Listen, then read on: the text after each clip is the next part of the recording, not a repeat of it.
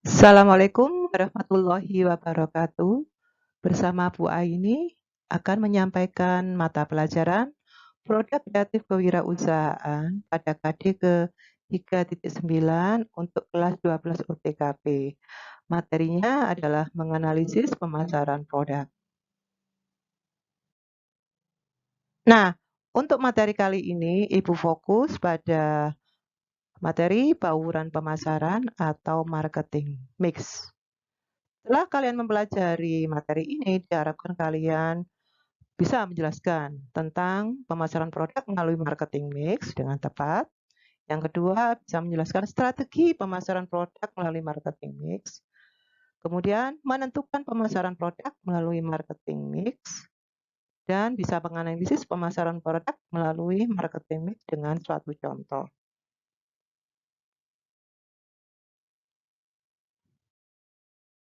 Apa yang dimaksud dengan marketing mix di sini? Dalam marketing mix itu terdiri dari kumpulan variabel pemasaran di mana digabungkan dan dikendalikan oleh sebuah perusahaan untuk menghasilkan respon yang diinginkan dari target marketnya.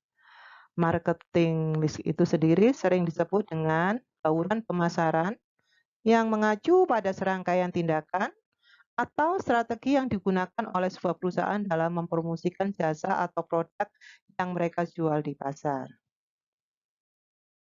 Marketing mix itu dikenalkan pertama kali oleh seorang profesor marketing Harvard pada tahun 1948, yaitu Neil Borden, yang terinspirasi dari jurnal koleganya, yaitu dari Profesor James Carlton. Tujuan dari marketing mix diantaranya yang pertama yaitu periklanan atau advertising, di mana periklanan ini kegiatan yang terpenting bagi suatu marketing mix. Tujuan utamanya yaitu untuk memberikan informasi tentang produk, baik itu barang atau jasa kepada target konsumen dan untuk meningkatkan penjualan.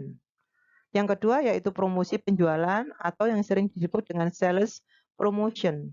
Tujuannya yaitu untuk meningkatkan penjualan juga. Kegiatan ini bisa dilakukan dengan cara pemberian diskon, pengadaan kontes, pemberian kupon, atau sampel produk yang ditawarkan kepada konsumennya.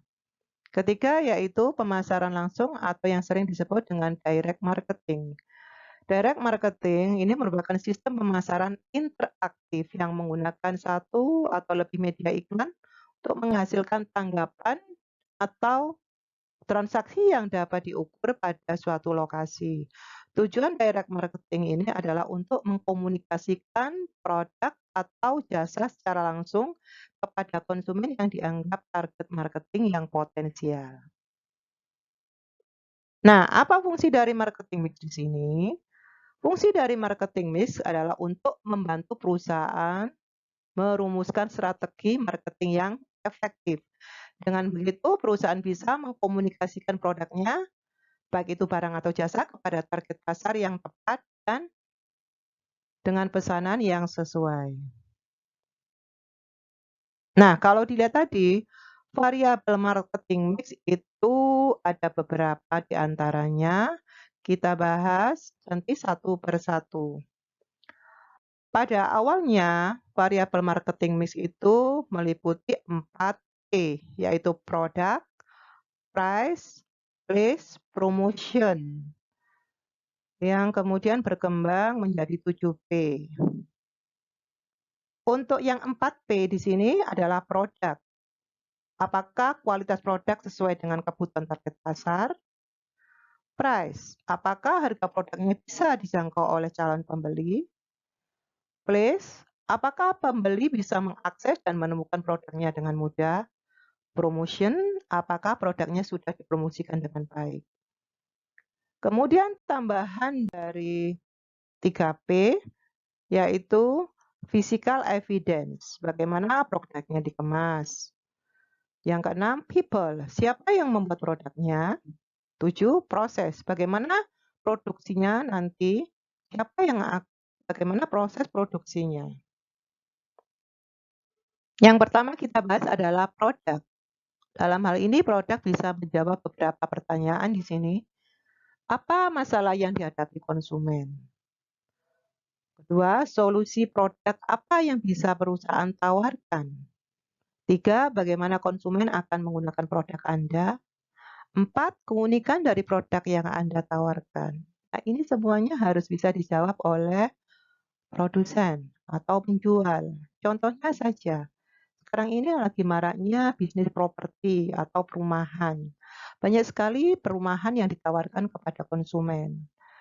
Kita tahu bahwa penawaran tentunya untuk sebuah rumah itu bukan hal yang murah. Rata-rata yang ditawarkan harganya tinggi. Nah, ini adalah solusinya bagaimana perusahaan agar harganya ini tidak terlalu tinggi. Tidak terlalu tinggi sehingga konsumen bisa menjangkaunya. Contohnya saja, kalau untuk pemberian DP misalnya tidak terlalu tinggi, misalnya ada subsidi dari perusahaan. Sehingga apa? Ini akan mengangkat nilai penjualan dari perumahan tersebut. Itu salah satu contohnya. Dan bagaimana konsumen akan menggunakan produk? Apakah dalam waktu jangkau dekat? Apakah begitu dibayar, rumah bisa ditempati? Nah, itu juga merupakan masalah. Kemudian price, Anda perlu menemukan titik yang tepat di mana konsumen tidak merasa keberatan dan bisnis Anda tetap bisa jalan. Dalam hal ini, ekonomi biasanya menyebutnya dengan break-even price atau break-even point, yaitu harga terkecil yang bisa dipasang pada produk agar bisnis kita tidak merugi. Seperti yang kita pelajari pada beberapa minggu yang lalu, yaitu tentang menentukan harga pokok dan break-even point. Bisa kalian buka lagi untuk materi tersebut, bisa diterapkan nanti pada bagaimana kita menyiapkan harga untuk strategi pemasaran kita. Place. Nah, di sini tempat untuk menjual barang atau jasa, semakin yang beragam yang bisa kita lihat di medsos, yaitu marketplace hingga website dari toko online itu sendiri. Dan promosi menggunakan berbagai macam media, yaitu tadi dari website, media sosial, surat kabar, radio, televisi, periklanan digital, media online, hingga podcast yang sekarang lebih marak. Nah, konsep promosi, sebelum kita bisa menyampaikan promosi agar bisa diterima oleh calon pembeli atau konsumen, kita harus tahu apa yang dimaksud dengan promosi itu sendiri.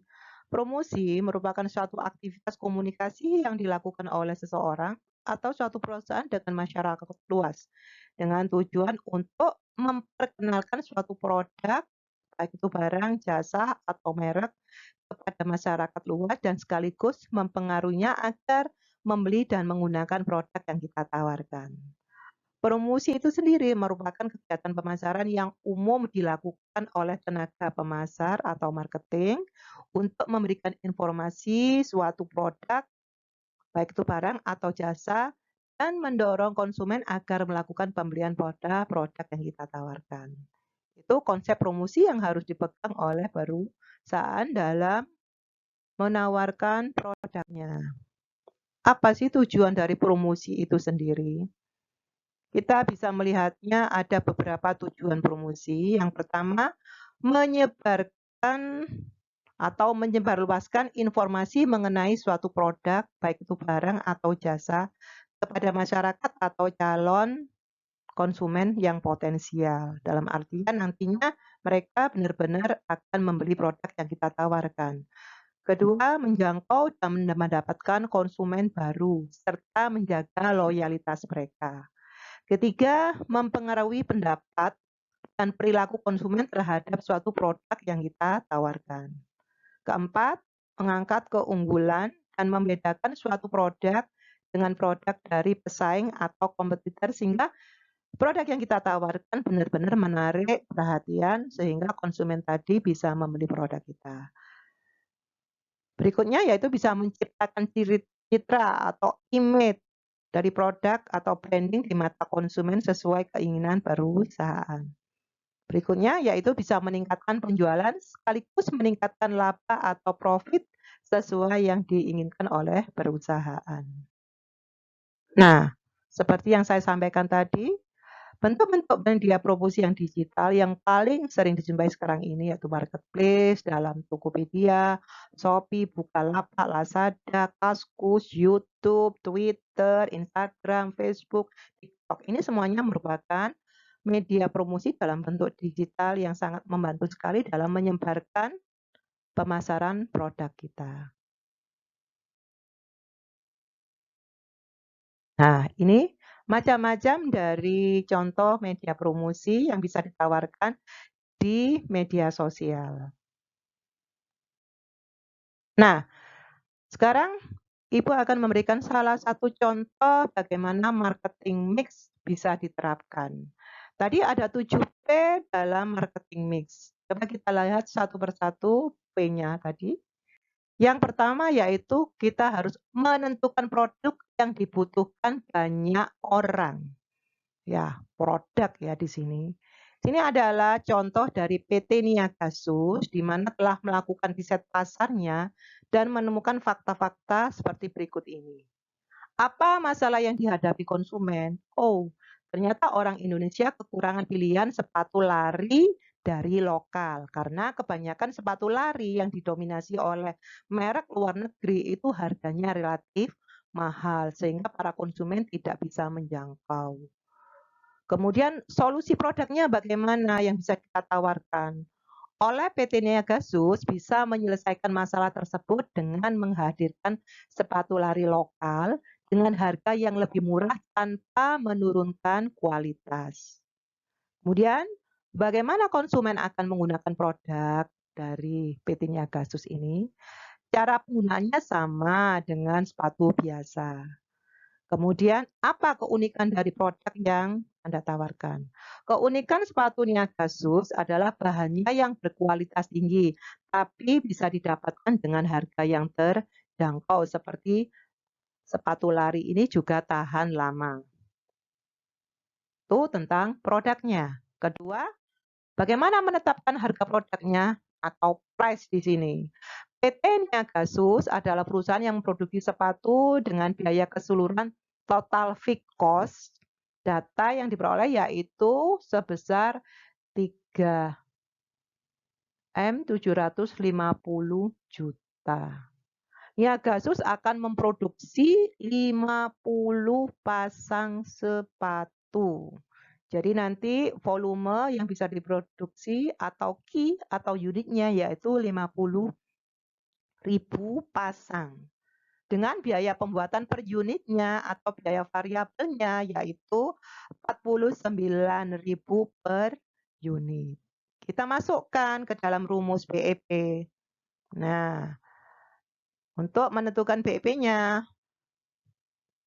biaya tetap dibagi jumlah unit ditambahkan dengan biaya variabel. Sehingga nanti ketemu harga per unitnya yaitu 124.000 per unit. Itu untuk BEP-nya. Kemudian yang ketiga menentukan tempat berjualan atau place. Untuk memudahkan konsumen berbelanja, Niagasus memutuskan untuk menjual produknya secara online. Oleh karenanya, Niagasus di sini membuat website toko online sebagai tempat berjualan. Konsumen bisa membeli produk hingga check out langsung di websitenya. Tidak hanya itu, Niagasus juga akan membuka toko fisik di beberapa kota. Yang pertama nanti rencananya akan dibuka di Yogyakarta. Mengapa di Yogyakarta? Karena di Yogyakarta banyak merupakan sebutan dari julukan bahwa Yogyakarta adalah kota pelajar, sehingga banyak mahasiswa atau pelajar-pelajar yang lebih membutuhkan untuk sepatu ini. 4. Merancang strategi promosi atau promotion. Karena target pasar dari produk ini adalah anak muda, Niagasus perlu merancang strategi promosi yang bisa menjangkau anak muda dengan mudah. Salah satu strateginya yaitu dengan menggunakan promosi di medsos. Niagasus akan melakukan promosi besar-besaran di IG, YouTube, bekerja sama dengan influencer yang dekat dengan para anak muda nanti. Selain itu, Niagasus juga akan memanfaatkan blog untuk menjaring traffic organik di hasil pencarian Google. Kemudian yang kelima, mengemas produk dengan baik, physical evidence. Salah satu physical evidence dari Niagasus adalah produknya itu sendiri, yaitu sepatu lari. Selain produk fisik, Niagasus juga akan mempersiapkan logo, brosur, souvenir, dan bentuk physical evidence lainnya untuk membuktikan keberadaan Niagasus yang perlu diperhitungkan oleh para calon konsumennya. 6. Merekrut SDM yang berkualitas. Itu berkaitan dengan people di sini. Niagasus membutuhkan beberapa SDM utama yang akan menunjang berlangsungnya perusahaan. Termasuk beberapa posisi lowongan yang akan dibuka adalah tim perancang sepatu, tim HR and Office Operation, yaitu HRD-nya, tim marketing, tim customer service, dan tim finance. Untuk pengrajin sepatu, Niagasus nantinya akan menggunakan outsourcing ke tempat pengrajin sepatu yang terpercaya. Kemudian yang terakhir, elemen yang terakhir atau unsur yang terakhir yaitu membuat SOP perusahaan, yaitu dalam hal ini adalah proses. Untuk memudahkan proses perencanaan produk hingga produk dikonsumsi oleh pelanggannya, Niagasus membutuhkan standard of procedure atau SOP. SOP ini sangat penting untuk memastikan semua produk yang dihasilkan Niagasus kualitasnya sama. Jadi semua karyawan Niagasus harus memahami SOP ini agar bisa memberikan pengalaman yang baik kepada para konsumennya. Sehingga konsumen ini bisa membeli lagi, tidak sekedar sekali datang membeli kemudian tidak ada follow up lainnya. Nah, kesimpulan apa yang bisa diambil dari marketing mix di sini? Marketing mix berfungsi untuk meningkatkan penjualan melalui periklanan, promosi penjualan, dan direct marketing. Awalnya memang ada 4 elemen utama yang dikenal dengan istilah konsep marketing 4P, yaitu produk, price, place, dan promotion. Kemudian berkembang menjadi 7P dengan ditambahkan elemen baru yaitu physical evidence, people, dan proses.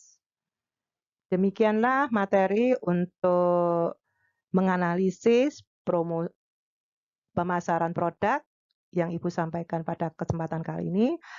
Semoga apa yang Ibu sampaikan tadi bisa memberikan manfaat, bisa memberikan pengetahuan, memperluas pengetahuan kita dalam pemasaran produk. Nah, ini adalah sumber-sumber yang bisa kalian ikuti. Terima kasih. Assalamualaikum warahmatullahi wabarakatuh.